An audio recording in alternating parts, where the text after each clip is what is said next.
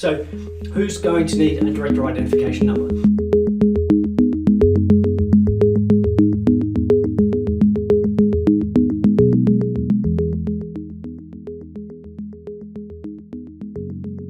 So you're going to need one if you are an eligible officer of a company, a registered Australian body, or a registered foreign company that's registered under the Corporations Act 2001.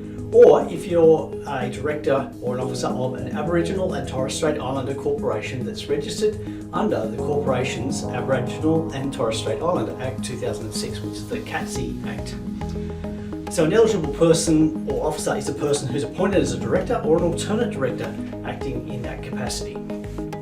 And you'll need to have a director identification if you are a director of a company, an Aboriginal or Torres Strait Islander corporation. If you're a corporate trustee, if you're a director of a corporate trustee, for example, a self-managed super fund having a corporate trustee, if you're a director of a charity or a not-for-profit organisation that is a company or an Aboriginal and Torres Strait Islander corporation, or you're a director of a registered Australian body, that's incorporated association that's registered with the Australian Securities and Investment Commission and trades outside of its state or territory where it's incorporated, and also foreign companies registered with ASIC and carrying on business in Australia, regardless of where you live.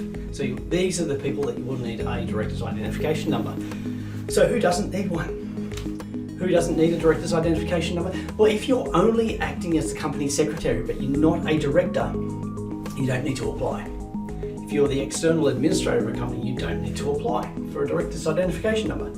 If your business is operated as a sole trader or a partnership, you don't need to apply for a director's identification number. And sometimes you might have a title of director in your job title, but you're not actually a director under the Corporations Act or the CATSI Act, so therefore you don't need to apply. And if you're a director of a charity that's an organisation type that's not registered with ASIC, then you don't need to apply. So unincorporated associations as well, registered or established under state, territory legislation, those don't need to apply for director